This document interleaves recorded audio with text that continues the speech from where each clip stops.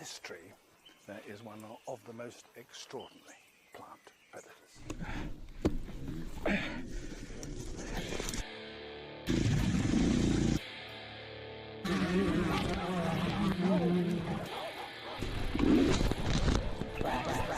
This extraordinary creature is half blind, half deaf, and this is just about as fast as it can move. You're a fucking animal. I'll fucking do it again. What's good, everyone? I'm Drew, and I'd like to welcome you to the worst WINGNUT production. That's probably true. This is the first WINGNUT production, which also means it'll probably be the worst. So what we've got going for you today is a little MX 101. Two pro guys out here putting on a clinic, quite literally. We got Cody Williams and Joey Dalzell. They've rented out the track here in Mount Carroll. I believe it's called MC Moto Park, and made it paid participation, limited number of slots, that type of thing. They told us to go ahead and take a couple practice laps. I think they wanted to do some watching, kind of see where we were individually, get a baseline, see how much work we needed. I myself was very raw, had never been on a motocross track like this, which you may have noticed by me, not even 10 seconds in, mind you, going full blown nuts to handlebars over the first little jump. Now, I really had no business being out here, and I'll continue to prove that as time goes on. For instance, like nose diving over that single right there. Really though, I mean, that's what it's all about, isn't it? I'm out here to learn. This is MX 101. This is something that's completely foreign and new to me. But what better introduction could you have than someone who actually knows what they're doing? You know, somebody with credentials and a resume that speaks to that. Personally, I hold a lot of weight to that. I think it's very important for you to have confidence in the person that's teaching you. And you'll see it a little bit later in the video, but I mean, these guys, they did a great job. I'm pretty sure that this was the first one that they had done. I had seen a flyer, or one of my buddies sent me a flyer about it, and I reached out to, I think it was Joey on social media, slid in them DMs, Joe. I shot him a DM and kind of asked, you know, what is the target demographic out here? I didn't know if it was going to be guys that were looking to take the next step and go pro. It was all just pretty intimidating, to be honest. But he went ahead and reassured me that I'd be alright. Told me there'd be a whole range of people out here, you know. We just stop and take a second to appreciate how I can't stay on what's got to be a 13 to 15 foot wide motocross track here. And speaking of, let's talk a little bit about this motocross track. So as you can see, it's pretty deep. We had some weather before the event. It got pretty gnarly, and definitely not ideal conditions for what you'd want your first time out. But as I learned through this first season of racing that I just got done with, you can't count on good weather. That's just part of the game. So it's kind of run what you brung. We showed up to this. This is what we're gonna ride and learn on, and they definitely made the best of it. I've really been itching to get back out of this track though, just with how nasty the conditions were and how bad I was on the bike the first time. As you can tell by me getting over here into this really soft, nasty, deep stuff that they must have pushed off the top when they were doing the prep work, and unfortunately that just wasn't in the cards this year. When I was going through picking my races, I actually had it on the schedule 2 more times, and this place kind of has a reputation for canceling races, and sure enough, they got canceled. So it's whatever though. I found other places to race those weekends. Life goes on. But we have almost managed to struggle our way through one full lap. Here in just a second, I'm going to shut up and let you enjoy the pure elegance that is me riding a dirt bike. When I jump back in, we'll get to some of the stuff where they're actually doing the teaching. If you're anything like I was in this video, there's a lot that you can take away from it. If not, you will at the very least have a good laugh at my expense. With that being said, I'm going to leave you to it for a little bit. Here's lap 2.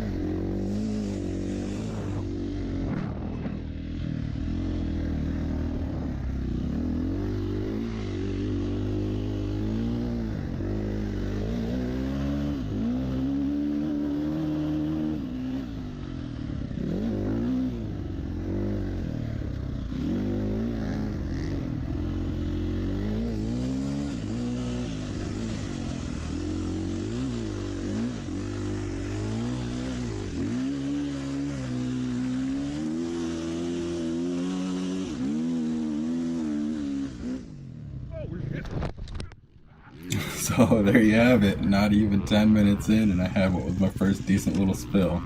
I got back on and rode a couple more practice laps, but I will spare you having to watch that. So they've gone ahead and split us up into 2 groups here. As we were going around for practice, I think they kind of assessed us and split us up based on bike size, speed, skill level, that type of thing, whatever criteria they saw fit. This first little section that we're going to do here is some uphill rollers, and what's important there is you hear me say the word section. So what we've done is we've taken, or what they've done is taken parts of the track, sectioned them off and created smaller loops. Now some of that was based on track conditions, some of that was based on learning opportunities, but I thought it was really cool, something that I probably wouldn't have thought to do on my own. If you were having trouble with something, you made a mistake, you got to come right back around and hit it again. I think that made it a lot easier to correct things without having a full lap in between. Now try to pay attention. I don't know if you would have seen that. Oh, thank God I got insane production value. You see these effects?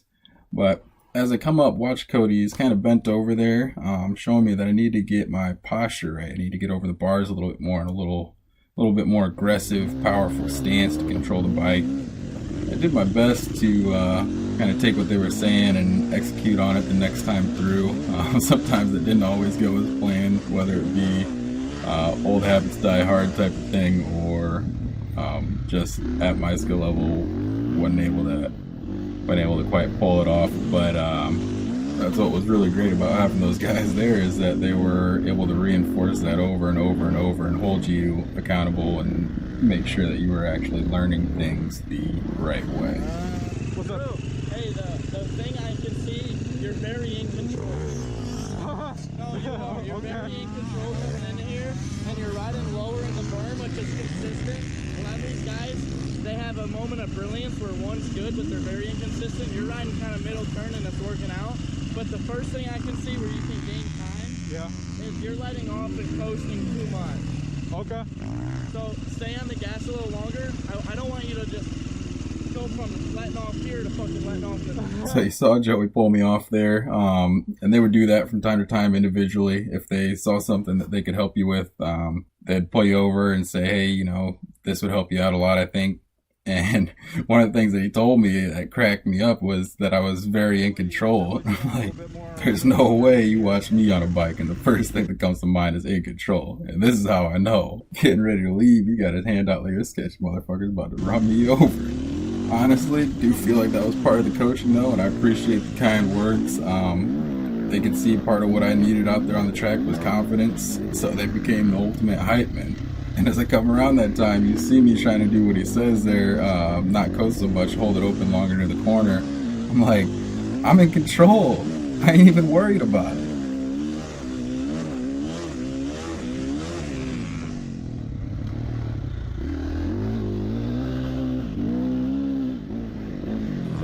Just kind of work on, like Joey said, getting off the back brake, flowing through it, get your body weight forward. I'll stay lower the mud, we'll do that a few more times, and then we'll move on to another section and kind of work that, and hopefully gets a little bit better ruts in, so we're not practicing on a berm, we can practice on some ruts then. So just a few more times, nice and smooth. Start setting yourself back up to the inside, because the outside is blowing out, and all it's going to do is leave you in the mud. So work on just being nice and smooth, catching the inside, getting your body weight forward, so you can avoid the mud in the exit. And for some of you guys, stay off the back brake. If it means not using back brake at all and using all front brake, focus on that. That's not a bad drill to use either, because a lot of times I'll get off the back brake even if I feel like I could have charged in harder. You're gonna notice that your turn was way smoother. So now you heard Cody talking there, and that's something they would also do if the whole group was seeming to have the same issues, that pull us together and address that. Now, I don't want to put words in Cody's mouth, but I think what he was getting at there is the majority of us were too heavy on the back brake coming into the corner, and we weren't using the front as much to help set up the suspension to make that corner smoother. Honestly though, at this point in the season, using the brakes to shape the bike's handling characteristics, that wasn't even a concept to me. That's something that came later in the season. Alright, so we've gone ahead and made a little transition here to our second section for the day.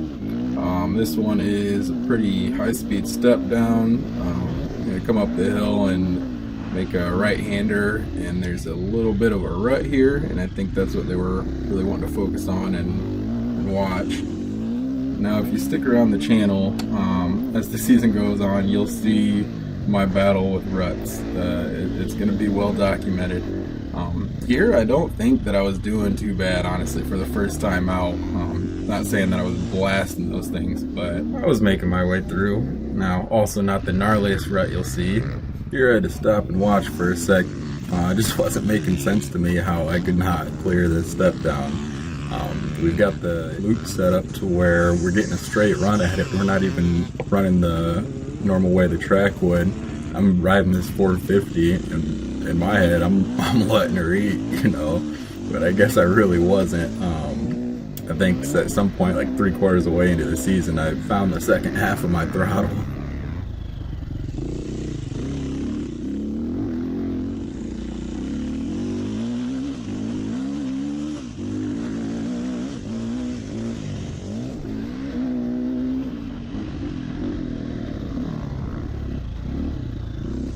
Alright, now don't ask me what kind of squid shit this is.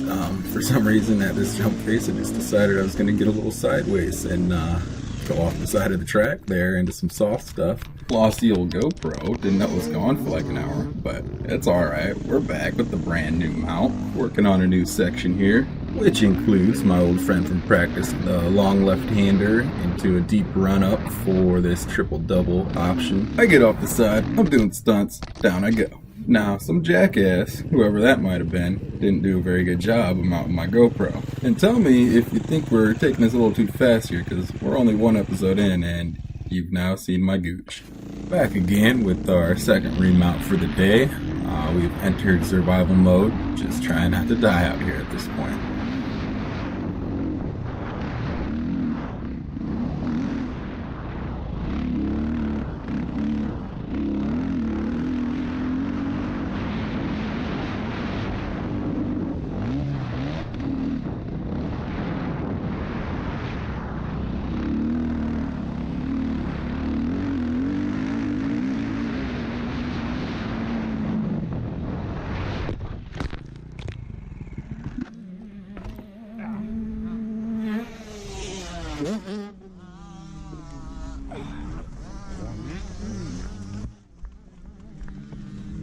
Hey, That wasn't perfect technique? no, the way to prevent that is at the top of the jump, flip it a little bit.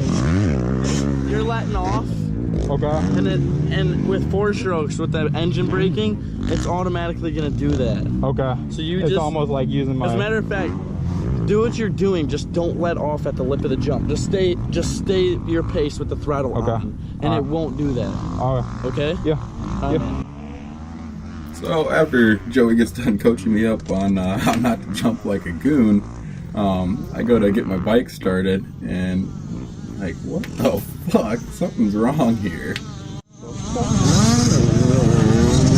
So I end up sitting here for like 20 minutes trying to figure this out. You'll see me banging on the bars and shit. So what happened is, when I wrecked that last time, my throttle assembly actually rolled up over the top of my start button, and this bike does not have a kickstart. I don't exactly remember what I ended up doing. Must have just found something that I could jam in there to get her started at least. Now, the wind noise in these clips with the GoPro mounted like this is pretty brutal. Sorry, not sorry, it's the best I could do in a pinch, but I tried to turn the volume down a little bit so it wouldn't destroy your eardrums.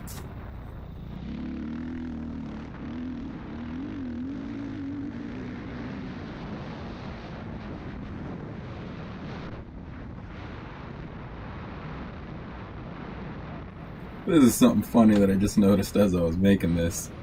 As I go over this jump, watch off to your left here. Now, is it just me, or is that Joey at a dead sprint because he heard my sketchy ass coming over that jump?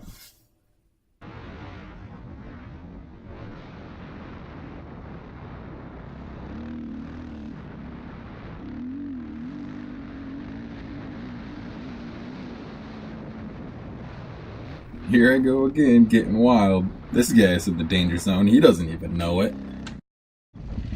Oh, yeah.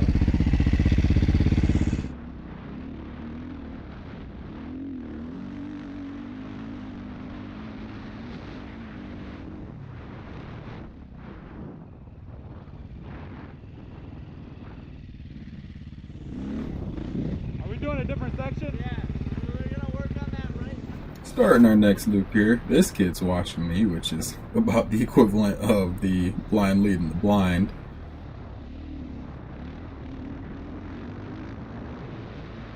I cased this double and slammed pretty hard here. For some reason, that thing was just giving me trouble all day.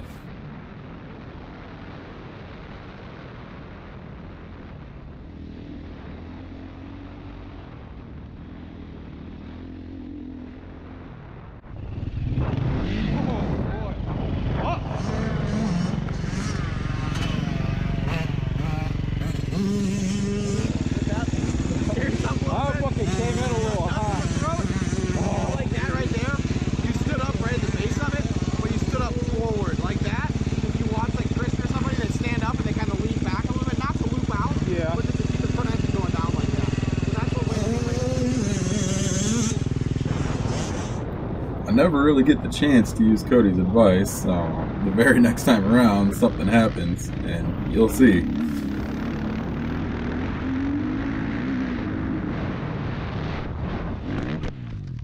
Fuck me. Shit. As you see me checking for my GoPro there.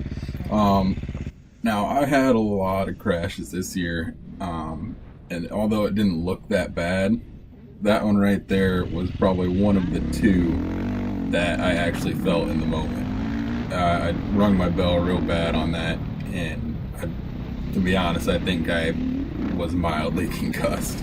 It kind of pissed me off because I knew I had another one of these sessions the next day and that I should probably shut it down, but me being hard-headed, literally, I couldn't go out on that.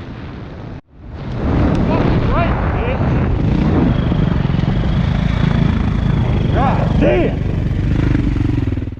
So I went back around, made it over that double somewhat clean for the first time that day, and decided I was gonna head back for the trailer.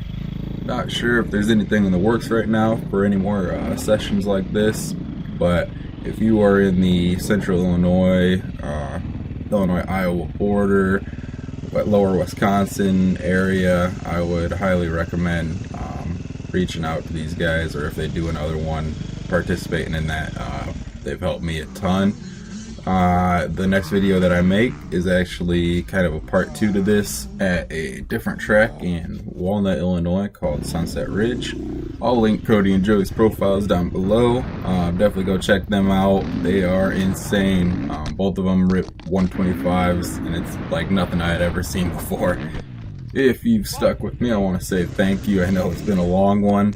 If you want to come along with me on my journey from worst to first place this season, hit that subscribe button, set yourself to get notifications, share this video with your friends, and don't miss out on things like me trying to hit a triple next time out, which looked a little something like this.